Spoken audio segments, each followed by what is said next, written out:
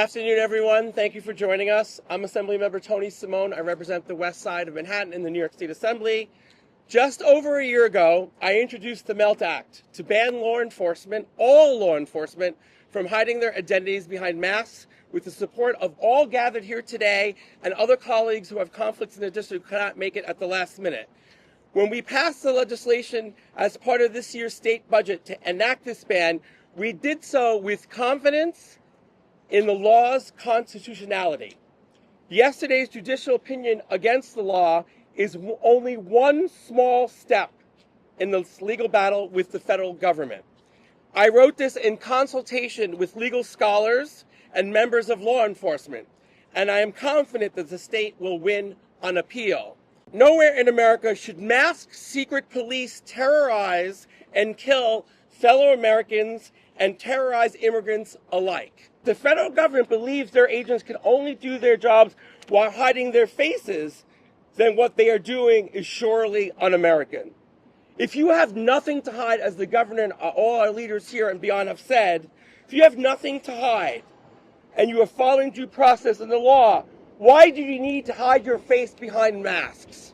We know the answer. The Constitution is on our side, and New York will continue to stand for American values and civil liberties. We will fight on all fronts in the courts and legislatively to ensure all Americans, including our immigrant neighbors, many who are legally here, working to protect us. They go to war with us. They feed our kids. We should not be separating kids from their mothers. Good afternoon, everyone. My name is Murad Ouauda. I'm the president and CEO of the New York Immigration Coalition. Thank you all for joining us here today. Yesterday's ruling was a mistake on the mask ban. What it means is that masked, unidentified agents can continue grabbing New Yorkers off the street with no name, no badge, or no accountability. New Yorkers are living with those consequences every single day.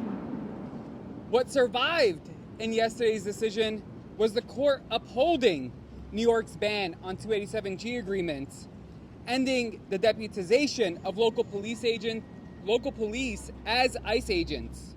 We will continue to fight for all 19 million New Yorkers who deserve to know who is exercising police power in their communities.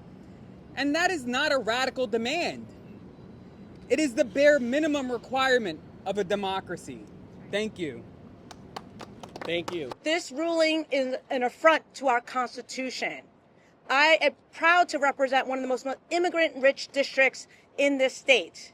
Jackson Heights, East Elmhurst, Corona, Woodside, Astoria, a neighborhood that our immigrants make great and rich and powerful because of their contributions.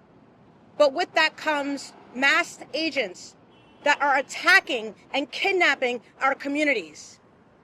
Literally, in the street, attacking and kidnapping our neighbors. That is not public safety. Covering their face and their identity is not public safety. Attorney General James said masked agents do not keep New Yorkers safe.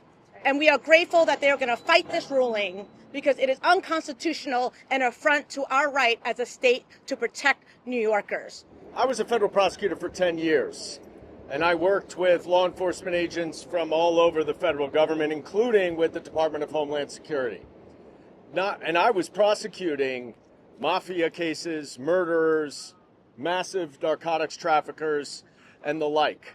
Never once did any criminal law enforcement agent wear a mask or conceal his or her identity because they knew that they were doing their very best to follow the law and that they knew they would be accountable if they did not.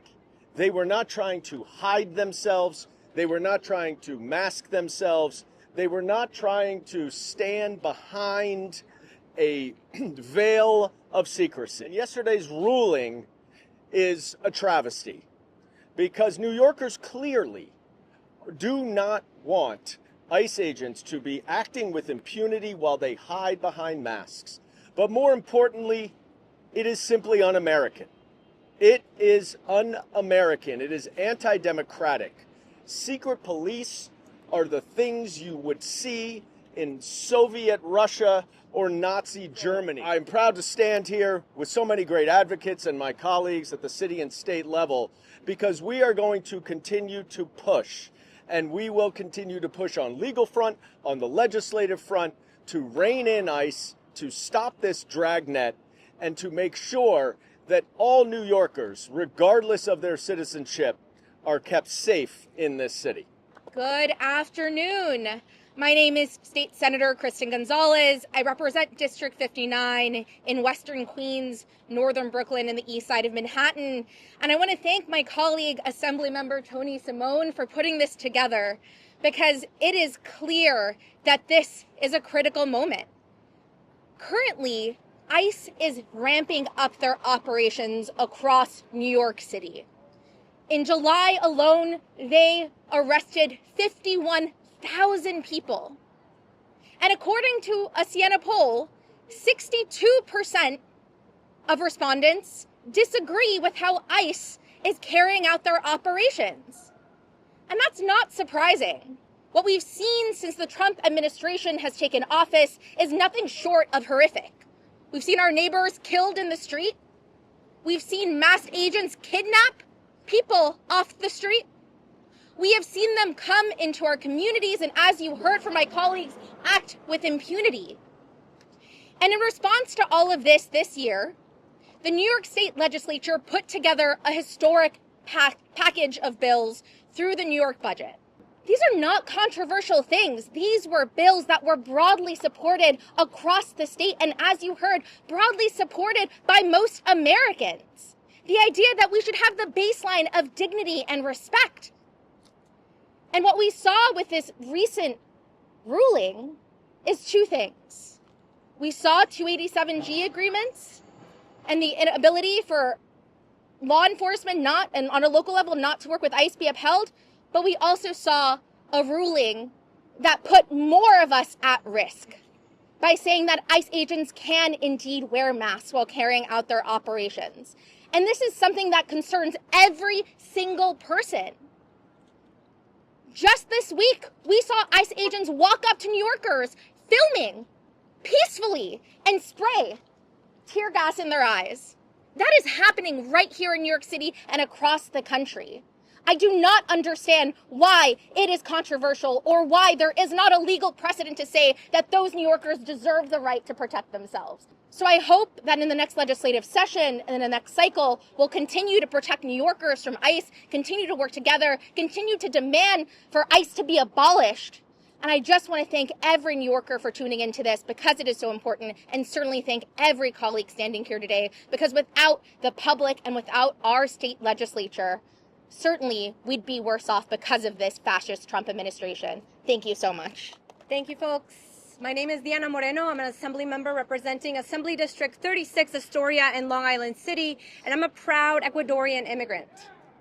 I'd like to thank Tony Simone, my fellow colleague, for his leadership in proposing this common sense piece of legislation, the MELT Act, and all my colleagues here who supported that legislation.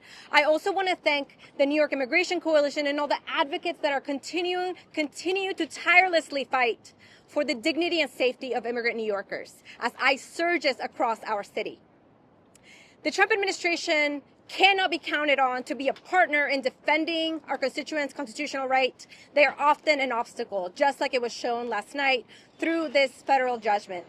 They challenged this common sense legislation, and while the federal judge sided with Trump's Department of Justice, they acknowledged the intent of this law, which was to increase transparency in policing. Transparency, an essential tool that constituents, that everyday citizens should have when it comes to preventing abuse of power. Transparency, which ICE completely denies and tries to push back against. ICE has shown that it has total disregard, not just for the rule of law, not just for public safety, but for human decency. They act with impunity, with cruelty. They act with such recklessness, which is why in a letter that I led alongside Senator Julia Salazar and Council Member Shahana Hanif, 143 New York elected officials sign on to say This federal agency cannot be reformed. They must be abolished. That's right. From Suffolk County to the Bronx, from Buffalo to Ithaca to the Mid-Hudson Valley to Brooklyn, elected officials all across New York are calling on the abolition of this reckless, rogue federal agency. Every day that ICE is in New York City streets is another day that our neighbors get kidnapped. It's another day that a mother is ripped away from her son. It is another day that everyday New Yorkers exercising their constitutional right to film and record the atrocities happening get enacted upon with violence, with pepper spray, with mace, without recourse or ability to see who these people are. We will not stop until these ICE agents are held accountable and until this federal agency is considered a relic of the past. Abolish ICE. Chinga la migra. First of all, let me just say I want to thank you, Tony, for your courage throughout this entire session, all of our colleagues here. I think we have a very short attention span sometimes and don't remember that our state budget went until almost the end of May because of the fights that Tony and others were leading to make sure that this law was passed. So I want to start there. I also want to give you an image of us standing up here with masks on, lawmakers with masks on hiding while we take votes. If you're doing nothing wrong, you have nothing to hide. And let me just say this. New Yorkers have always stood up in the gap when the federal government was too slow to react. We will continue to do that, and the same grit, resolve, and fight we brought to Albany this year to get this done, we will bring to the federal government to make sure that this is the law of the land. Thank you, Tony, for your leadership. Thank you, colleagues, for standing with us. Good afternoon, Councilmember Caban. Proud to represent an immigrant community in the Worldsboro in Queens, and in one of the areas where we have seen a significant surge in ICE abductions. And I've witnessed the way that masked ICE DHS agents are terrorizing our neighbors every day, that we've seen and heard from our colleagues, more importantly, from our neighbors who are having to deal with that terror in a really visceral and personal way. And so I'm grateful to all of you behind me who have stood by, passed important legislation, but more than that, have been following these ICE vehicles, with their masks on, down streets, trying to protect our neighbors along with everyday folks who are standing between them and these awful, violent officers. And it's shameful that we have this judge that is siding with Trump's fascist agenda against the people to allow ICE to avoid any accountability. And I just want to say, I'm a lawyer. I'm going to put my lawyer hat on here and say really, really clearly that the judiciary is no less political a branch of government than the other two. Make no mistake about it. It is politics all the way down. And when you understand that, you know that the people appointed to the bench, they are not above politics. The law is not morals, it's not ethics. It is a tool, and it is currently a tool that is being wielded by fascist bigots. And that must mean that we have to use it as a tool to fight back against that. We're going to keep fighting, and we're going to keep using all of our legislative power at the state and city level to keep our communities safe and free. And when immigrant rights are under attack, y'all, what do? Stand up, fight back! That's right. Thank you, Assemblymember Simone, for leading on this bill. Thank you for bringing us together. Thank you to Assemblymember Moreno for putting together this letter. I will not repeat what my colleague said. I will simply say this. The letter that Assemblymember Moreno put forward of legislators to speak to our federal leadership, Senator Schumer, Minority Leader Jeffries, there is no reason why every single New York elected official at every single level of government should not be on that letter because of the reasons what my colleague said. It is about masks in this situation, but it is also about an agency that is deeply harmful, violent, and murdering everyday civilians. And in January, when I assume office and am the assembly member, along with an incredible colleague of mine, to represent Western Queens, one of those neighborhoods is Corona, which has seen the highest amounts of detentions from ICE, of violence. We are in chats every single day where these ICE agents are being surveilled by neighbors because they have to put forward themselves to protect the ones that we love. It is about masks, sure. It is also about the fact that this agency is killing everyday people, and it is the absolute number one priority of all elected officials to protect our neighbors and our constituents. So I also denounced this ruling. I am sure that it will appeal. I am sure that we will win in the courts, but bigger than that, it is time for every single elected official in this state and across this country to join the call to abolish ICE, to get rid of us, and protect our neighbors. Thank you. Thank you, everyone, for being here. Thank you, Assemblymember Simone, for all your work on this. I'm David Siffert. I'm the Democratic nominee for Assembly in the 66th Assembly District, which is the Village, Soho, and Tribeca. I'm so proud to be here alongside so many people who've spoken so eloquently about why mass secret police is so harmful to our immigrant communities. I'm going to speak on something a little bit different as a law professor who has read the opinion, but why this isn't just something that is going to cause terror among our constituents and our neighbors. It's also really bad jurisprudence that's going to cause all sorts of other problems down the road. So, as everyone knows, probably there's like a supremacy clause in the Constitution. It means a bunch of different things. One thing it says is that the states can't directly interfere with federal agents enacting their own federal purposes. What that means is very unclear. And we've had cases that say that states can force federal agents to obey traffic laws, but can't force postal workers to have driver's licenses. So I could, in a very long amount of time, explain why this legislation is totally constitutional under that somewhat confusing rubric. But the opinion has something very specific that really got to me and really bothered me, which is a few years ago when Biden was president, there was a case where the Texas government was putting razor wire fences up at the border in order to harm immigrants coming into the country. And the Biden administration was cutting these fences because it was hurting people, causing people to die at the border.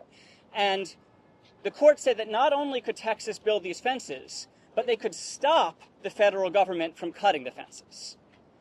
And that was not, according to the courts, directly interfering with the federal purpose. And what this court said was that the difference between the mask rule and this ruling in Texas was that cutting a fence is not enforcing a federal purpose because the federal purpose is kicking immigrants out of the country. And this rule is because it's helping ICE agents enforce the federal purpose of kicking people out of the country. What that means is that according to this court, the only valid purpose of the Department of Homeland Security is to inflict cruelty on immigrants and not to help them. And that can't be the law. It can't be the case that the states are only allowed to regulate Department of Homeland Security to up the cruelty and not to make things better. And so I, like many other people, believe that this bill will absolutely survive scrutiny on appeal once it becomes clear the regime that the courts are trying to construct. Hello, everybody. My name is David Orkin, and I'm the Democratic nominee for Queens District 38 in the New York State Assembly, which includes a variety of immigrant-rich neighborhoods such as Woodhaven, Ozone Park, Richmond Hill, Glendale, and Ridgewood. I'm an immigrant rights attorney, and I've been in this movement for over a decade. And in the days leading up to the election, just a few weeks ago, one of my neighbors, someone who lives around the corner from my apartment, was taken out of his home by ICE agents, dragged over a very painful fence, and slammed to the ground. We were able to get in touch with his family and to make sure that he had connections to legal resources. But in the video looking back on that attack, we saw masked ICE agents that we could not identify.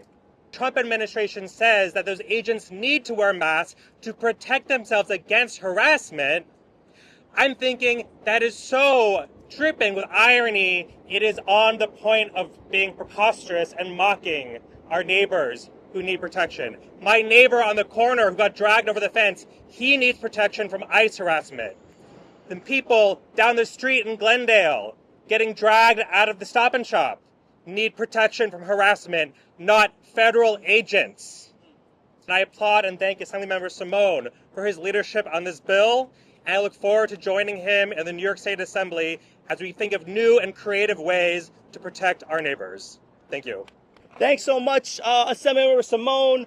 I'm so proud to stand with our elected officials, with our candidates, with our community leaders to fully make sure that New York is against this ruling. We need to be in line and in lockstep and fully support of our immigrant community here in our city, in our state. I represent District 30 in Western Queens. That's Assembly District that includes Jackson Heights, Woodside, Elmhurst, some of the most diverse communities in New York State. I know because lunch has a lot of options. And I know that our communities every day, there's so many messages, texts, people coming to our office. We're in text groups all over with the other elected officials and nonprofit organizations, making sure we're protecting our community, making sure that they feel safe to go home, go to the grocery. Just the other day, there was another after-school program teacher in Woodside that was taken. And we hear these instances from our constituents very regularly in New York. And so I want to put my support in fully going against this ruling, this court ruling, but also saying that we need to fight for our immigrant neighbors. A mask isn't gonna. You can't mask the fascism that's coming down from the federal government. You can't mask the hurt and pain that it's inflicting in our fellow New Yorkers and our neighbors. So I want to thank our colleagues. Thanks again, Assemblymember Tony Simone, for leading the fight on this bill, leading the fight in Albany, but also here in New York. That's what leadership looks like. Thank you to our colleagues and our nonprofit leaders. And let's make sure that in New York, we're always prioritizing our community. We're always pushing back against ICE, and that Trump does not get an inch in our immigrant communities in New York. Thanks so much. Happy to join you. I want to thank you, Assemblymember Simone, for pulling us together. I want to thank these elected leaders who are standing up for justice, who are standing up for their communities. I'm proud to stand here on behalf of the 52 branches of the NAACP across the state of New York who have called again and again for accountability. Accountability and transparency. That's the theme of today. That is the way that we've seen this Justice Department, the courts, twist themselves in ways to not face the music, to not acknowledge the fact that what they're doing is harmful, that this message that they've been preaching about safety and public safety and ensuring that they're pushing out and rooting out those who are most violent and most criminal and most despicable in our communities is wrong, that they're showing up unmasked or masked and also out of uniform. So when people and parents and the Haitian community in Brooklyn comes to us and comes to other leaders to ask where our family members are, they have to say they don't know. Because people are disappearing. This has been going on for long enough. But what this ruling tells us, even the partial victory, is that we can win if we keep the fight. We are certain of what's going to happen next on appeal. We know that the side of justice, that we are right. We are on the side of justice here. That this push for transparency from those engaged in law enforcement, policing activities in our communities is one that's community safety, not just that's community safety. It's not just safety for the agents that matters. It's safety for our communities. It's safety for everybody. For us to be enforcing, for those to be enforcing the law, to also have a level of accountability to the communities in which they claim to be serving, the communities in which they claim to be making safer. We have an immense concern right now of what's going on across the country. But we have the urgency of the moment and the opportunity of the moment to unite, to stand together and to fight to protect our neighbors. That is the most important thing that we can do right now. And so I thank these elected leaders for standing in the breach. We're proud of the work that you all did in Albany to hold and make sure that our local law enforcement wasn't coordinating with this organization that's focused on tyranny and disrupting community. And so on behalf of the NAACP, we're proud to stand with you and thank you for keeping up the fight. Thank you.